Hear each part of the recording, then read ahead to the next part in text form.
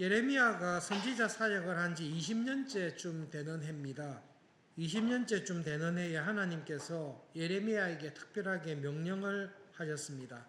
20년 동안 하나님께서 주신 말씀을 전했는데 구두로 전한 내용들을 특별히 책으로 기록해서 남겨라, 기록을 하라고 이야기를 하셨습니다. 그 말씀을 하셨을 때 하나님께서 기대하는 것이 앞에 딱 나타나 있습니다. 두루마리에 성경책을 기록해서 그것을 읽어주면 내가 그들에게 내리려 한 모든 재난을 듣고 와, 하나님께서 20년간 계속 우리가 지은 죄에 대해서 진노하시고 분노하셨구나.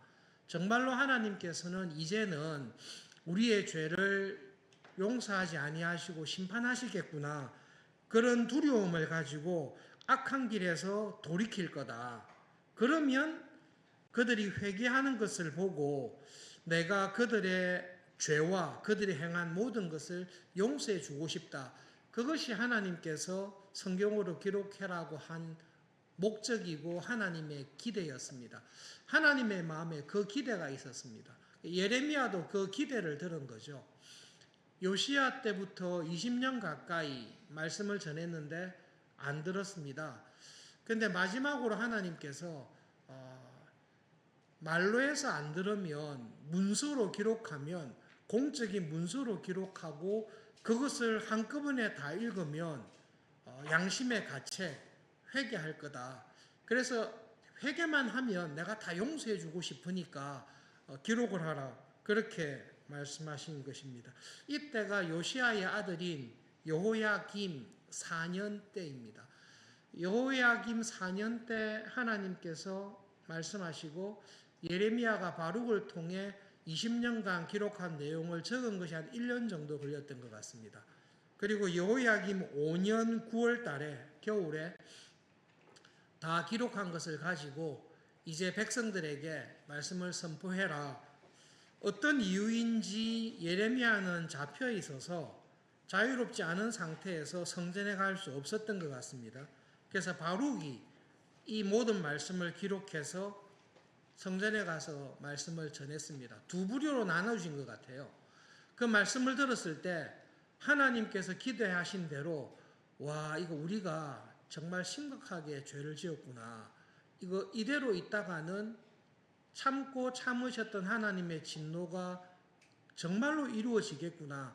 그리고 여러분 여호야김 5년이 그 느부갓네살이 갈게미시 전투에서 크게 승리를 해서 지금 패권이 바벨론으로 넘어갈 수밖에 없다라는 것을 역사적으로 상황적으로 벌어지고 있는 이 시기입니다.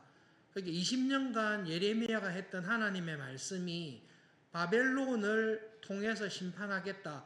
이것이 실제로 벌어지고 있구나라는 것을 느끼고 있는 상황 속에서 하나님께서 이제 기록한 말씀을 들었을 때 회개할 것이다. 그래서 정말로 이 말씀을 듣고 돌이켜야 되겠다. 그래서 예레미야와 바룩을 숨기고 결정적으로 여호야김 왕에게 가서 지금은 심각합니다. 하나님의 말씀에 귀를 기울이고 우리가 회개해야 되겠습니다. 여호야김 왕에게 찾아간 것입니다. 설교 오늘 초점이 여호야김에게 있습니다. 여호야김이 한 행동을 보면 여러분 어떤 사람에게 꼭 하고 싶은 말이 있어서 1년간 2년간 계속 이야기했는데 말을 안 들어요. 말을 안 들어서 안 되겠다. 마지막으로 나의 진심을 편지를 써서 장문의 편지를 써서 보내야 되겠다. 그래서 한 10장 정도의 편지를 써서 보냈습니다. 그런데 그 편지를 받은 사람이 한 장 읽고 난 다음에 불태워버리고 한 장 읽고 난 다음에 불태워버리고 그런 이야기를 들었다고 하면 그 사람이 다 읽고 난 다음에 거절했다. 이렇게도 기분이 나쁜데요. 다 읽지도 않고 이제 서론 시작하고 1장 시작하는데 칼로 찢어가지고 불태워버리고 두 장째 넘어가는데 그것도 칼로 찢어가지고 불태워버리고, 그렇게 하면 그 편지를 보낸 사람에 대해서 굉장히 무례한 거죠. 여호야김이 그렇게 했다라는 것입니다. 그리고 여호야김 주변에 있었던 중요한 신하들도 왕이 그렇게 하는 것에 대해서 동의하고, 그렇게 하시면 안 됩니다. 우리가 하나님의 말씀에 귀를 기울여야 됩니다. 우리가 해야 될 제일 중요한 것은, 여러분이 대학 시절에 있던 청년 시절에 있던 은퇴를 했던 어떤 상황에 있든지 간에, 여러분이 어떤 상황과 어떤 지위와 어떤 형편에 있다 하더라도 여러분에게 하시는 하나님의 말씀에 귀를 기울이셔야 됩니다. 근데 하나님께서 작정하고 여러분에게 말씀을 하고 있는데 다 들어보지도 않고 쭉쭉쭉쭉 찢어가지고 버려버리면 그것은 하나님을 모욕하는 거죠. 다른 사람이면 몰라도 이스라엘의 왕이라면, 교회의 영적인 지도자라면 하나님께서 하시는 말씀에 가장 먼저 귀를 기울여야 됩니다. 하나님께서는 그것을 기대하신 것입니다. 집안에 있습니다. 집안에 아버지도 있고 어머니도 있고 부모님도 있고 자녀들도 있는데, 그 집안의 영적인 책임은 가장에게 있습니다. 가족들이, 식구들이 여러 가지 이유로 하나님의 말씀에 귀를 기울이지 않는다 할지라도 가장이 정신을 바짝 차려서 하나님께서 우리 가정에 하시는 말씀이 무엇일까? 지금 우리 자녀가, 아내가, 우리 부모님이 이런 상황이 있는데 하나님께서 지금 내가 처한 이 상황 속에서 하시는 말씀이 무엇일까? 그것을 귀를 기울여 들어야 되는데, 찾아가서 이야기하는 소리를 듣고도 여호야김은 그 1년 넘도록 기록한 20년 동안 하셨던 하나님의 말씀을 정성껏 해서 기록한 그 성경책을 두루마기를 순식간에 불태워서 다 없애버린 것입니다. 나중에 뒤에 가시면 하나님께서 그 일로 인해서 여호야김에 대해서 정말로 화를 많이 내셨습니다. 요세푸스라는 유대인 역사가의 기록을 보면 하나님께서 여호야김에 대해서 이야기하면서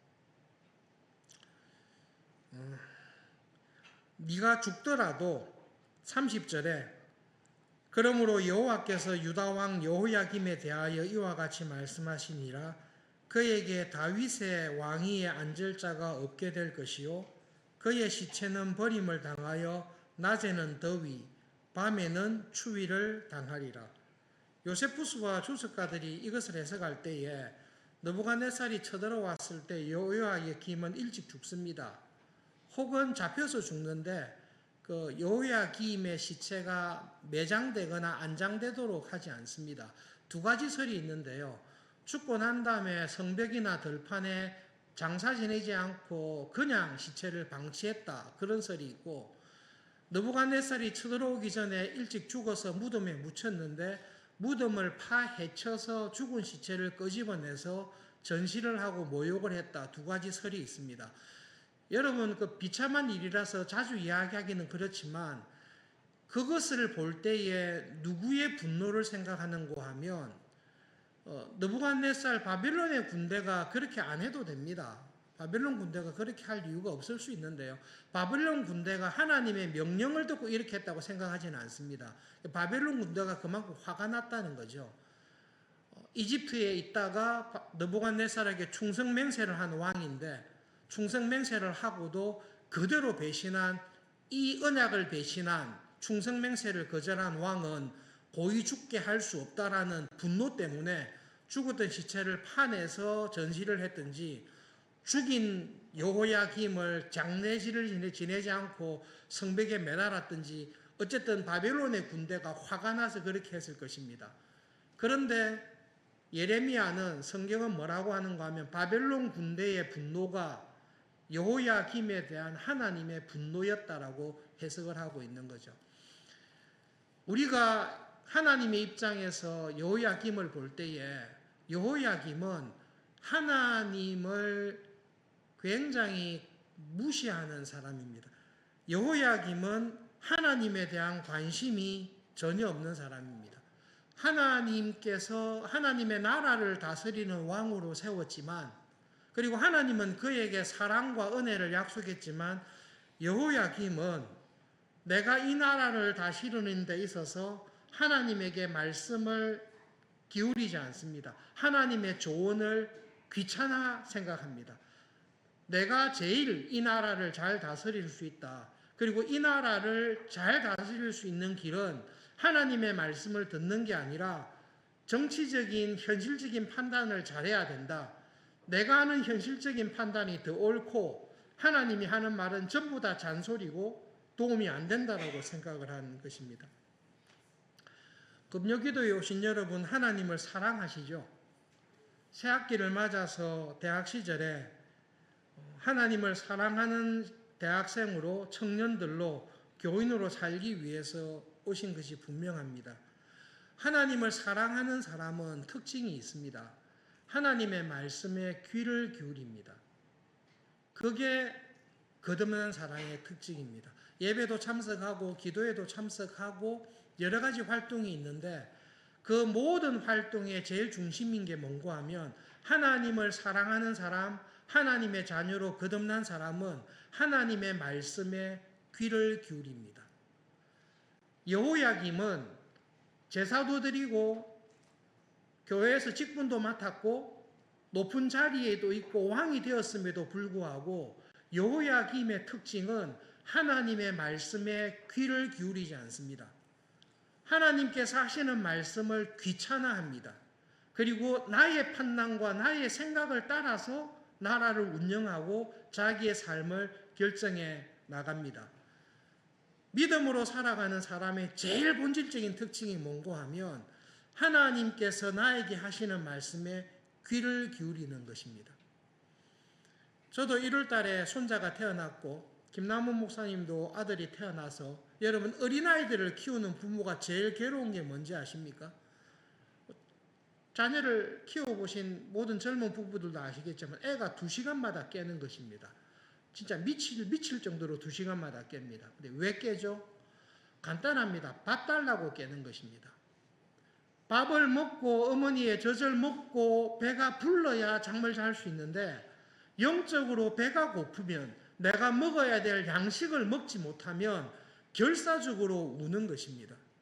영적으로 거듭난 사람, 성령님으로 말미암아 하나님의 자녀로 거듭난 대학생, 거듭난 교인의 특징이 뭔고 하면 하나님의 말씀에 귀를 기울이고 하나님께서 나에게 뭐라고 말씀하시는지 성경을 읽고 성경을 공부하고 하나님의 말씀을 묵상하면서 그 말씀대로 살아가기를 원하는 사람이 영적으로 거듭난 교인입니다. 내가 하나님께서 사랑하시는, 내가 하나님을 사랑하는 신자로 살고 있는지 아닌지를 알 수 있는 중요한 척도는 여러분의 생활 가운데 하나님의 말씀을 갈급하게 여기고 하나님의 말씀을 묵상하고 그 말씀을 통해 힘을 얻는 그 은혜 안에 있을 때 여러분은 영적으로 거듭났고 하나님을 사랑하는 신자로 살고 있는 것입니다. 교회의 직분을 맡았고 교회에서 여러 가지 활동을 하고 여러 가지 면에서 은혜와 복을 받았다고 생각하지만 그 사람의 생활 가운데 하나님의 말씀을 묵상하고 성경을 배우는 즐거움이 있고 성경 공부를 통해 하나님의 뜻을 아는 기쁨이 없다면 그 사람은 가라지와 같은 교인일 가능성이 굉장히 큽니다. 바리새인들과 대제사장들과 서기관들은 종교적으로 뛰어난 엘리트였지만 그들의 본질적인 특징은 하나님의 말씀, 예수님의 말씀에 귀를 기울이지 않는 것입니다. 그러나 창녀나 세리나 죄인이라 할지라도 하나님의 자녀로 거듭난 사람의 특징은 비록 제사장이 되지 못하고 부자가 되지 못하고 성공하지 않더라도 하나님의 은혜로 거듭난 사람의 특징은 하나님의 말씀에 귀를 기울입니다. 그리고 그 말씀을 듣기 위해서 하나님의 말씀을 사모하는 것입니다. 여호야김을 볼 때에 이 극악무도함과 하나님에 대한 무례함, 자기의 소견대로 살아가는 일에 깜짝깜짝 놀랍니다. 그런데 뜻밖에도 나를 들여다보면 나에게도 하나님의 말씀에 관심이 없고 하나님께서 하시는 말씀이 귀찮고 하나님이 주시는 조언보다 나의 판단을 따라서 살아가는 모습을 볼 때에 우리 안에는 여호야김과 같은 모습이 여전히 있다라는 것을 우리에게 말씀을 하고 있습니다. 현실적으로 오늘 특별히 그 대학부 거루트기 형제와 자매들이 개강하면서 기도의 밤으로 모인다고 말씀해서 거루트기 형제와 자매들뿐만 아니라 금요기도에 오신 모든 분들에게 꼭 이 말씀을 도전하고 부탁드리고 싶습니다. 대학 시절에 참 친하게 지냈던 친구 하나가, 후배 하나가 하나님의 은혜로 국립대학의 총장이 되었습니다. 그래서 축하하며 이렇게 전할 때 여러분 인간적으로 볼 때는 큰 은혜와 영광인데요. 그 친구하고 너무 친하게 지내서 자취도 같이 하고 하숙도 같이 하고 워낙 친하게 지냈던 후배 가운데 한 명이었기 때문에 성경책을 선물로 한 권 보내주었습니다. 유진 피터슨 목사님의 메시지 성경을 보내주면서 딱 이렇게 했습니다. 내가 볼 때 니는 네 실력으로만 해도 총장 충분히 훌륭한 총장이 될 거라고 믿는다. 저희 주관적인 생각이지만 그런데 너에게 총장의 자리를 주신 하나님께서 너를 통해서 하실 일이 있을 거라고 믿기 때문에 매일 이 성경을 통해서 네가 할 수 있는 실력을 넘어서서 하나님께서 너를 통해 그 대학과 대학의 모든 가족들과 대학생들을 위해 하는 일에 쓰임받는 하나님께서 쓰시는 사람으로 총장으로 살아가기를 기억하면서 기도하겠다. 그래서 유진 피터슨 목사님의 성경책을 보냈거든요. 지금도 여러분 80년대 대학 생활하면서 대학 시절에 친하게 지냈던 친구들을 20년, 30년이 지나고 난 다음에 친한 친구들에게는 제가 처음으로 물어보는 내용이 그겁니다. 네 요즘 큐티 잘하나? 그걸 물어봅니다. 이번 주에 그 작년 우리 공부 시작했지 않습니까? 시작하면서 한 사람이 물어봤어요. 갈렙 공부에서 누군가 물어봤는데 우리가 한 교회 교인으로 신앙생활 할 때에 우리는 서로에게 선지자의 사명을 다해야 됩니다. 선지자의 사명은 우리가 서로 만날 때마다 우리는 하나님 나라의 백성입니다. 우리는 세상에 있지만 세상에 속한 사람들이 아닙니다. 우리는 이 세상에서 하나님의 나라와 뜻을 이루기 위해 살아가는 사람입니다. 우리가 그것을 서로 격려해주는 선지자의 사명으로 살아야 됩니다. 당신은 그렇게 살고 있습니까? 그 질문이 있었습니다. 대학 때 정말로 믿음으로 살았던 친구들이나 후배들을 만났을 때 자연스럽게 나옵니다. 네 그때처럼 큐티 참 잘하나?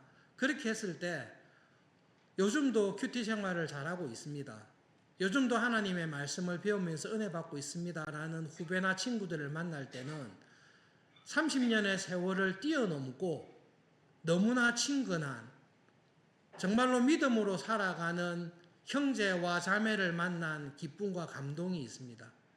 근데 여러분 30년이 지났을 때 만났을 때 요즘 큐티 생활 잘하나? 하나님 말씀 잘 듣고 묵상하나라고 했을 때 머뭇머뭇거리거나 아니면 교회 생활을 등한시하거나 그런 친구들을 볼 때는 마음을 터놓고 이야기하기에는 지난 세월의 간격이 너무 커서 마음을 터놓고 이야기하기 어려울 때가 많이 있습니다.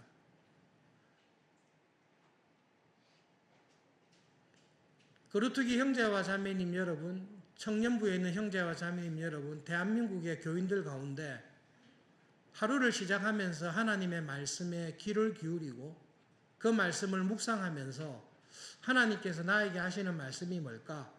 그것을 적용하면서 하루도 빠짐없이 적용하면서 살아가는 교인이 100명 중에 한 몇 퍼센트 정도 될 거라고 생각하십니까? 100%가 되면 참 좋겠습니다.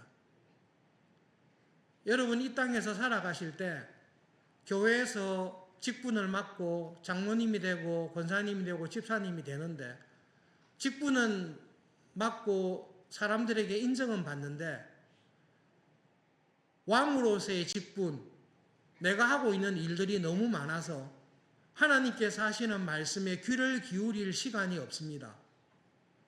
내가 하고 있는 일들이 너무 많아서 그 일들에 대해서 하나님께서 조언하시는 것이 하찮게 들립니다. 오히려 내가 판단하고 내 계획대로 살아가는 것이 나에게 더 옳을 것 같습니다. 그러면 여러분은 이미 하나님을 사랑하는 사람이 아니라 자기 소견에 좋을 대로 살아가는, 교회 안에 있으나 교회 바깥에 있는 그런 타락의 자리에 빠질 위험이 정말로 많이 있습니다. 여러분, 꼭 부탁드리고 싶은 것은, 하나님을 사랑하십니까? 그러면 하나님의 말씀에 귀를 기울이면서 살아가는 그런 교인이 되시기를 바랍니다. 하나님께서는 우리를 낭패하게 하거나 우리를 괴롭게 하시는 분이 아니라 20년간 말을 듣지 않아도 내가 하는 이 말을 듣고 돌이키면 내가 20년, 200년간 참아왔던 죄를 다 용서해 주겠다. 내 말을 듣고 내가 말하는 말씀 길로 돌아오기만 하면 나는 지난 수십 년의 잘못과 죄악을 다 용서하고 생명의 길로, 믿음의 길로 인도하겠다. 그렇게 하나님께서 우리에게 말씀을 하십니다. 그렇게 말씀하시는 하나님에게 여러분이 귀를 기울여 들으셔서 청년 시절에, 거루투기 시절에, 거루투기에서, 청년부에서, 또 장년 여러분 교회에 사는 하나님의 말씀을 배우는 성경 공부에, 기도의 자리에 나오셔서 하나님의 말씀을 듣고 하나님의 도우심을 경험하고 정말로 믿음으로 살아가시는 한 분 한 분이 되시기를 바랍니다. 올해 넉 달이 남았는데 하나님, 남은 넉 달 동안 정말로 하나님을 사랑하는 사람으로 하나님이 하시는 말씀에 귀를 기울이고 2시간마다 깨서 밥을 먹어야 마음에 평안이 있듯이 하나님의 말씀을 어린아이같이, 갓난아이같이 사모하시면서 말씀을 통해 힘을 얻고 살아가시는 그런 교회가 여러분이 되실 수 있기를 정말로 바랍니다. 말씀을 기억하면서 하나님, 올해 남은 날 동안 갓난아이들 같이 신령한 말씀, 나를 살리시고 회복시키시는 하나님의 말씀, 하나님을 경험하면서 살아가는 남은 날들이 되게 해 주십시오. 함께 주님의 이름을 부르고 기도하겠습니다.